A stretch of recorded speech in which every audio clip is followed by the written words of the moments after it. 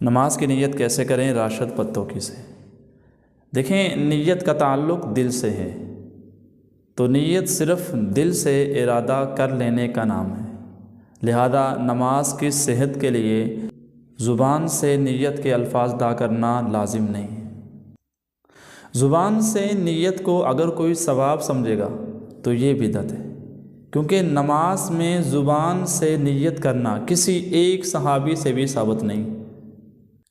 اصل جو نیت ہے وہ دل سے ہی ہے، اس لیے نماز میں جو نیت شرط ہے وہ دل کی ہے۔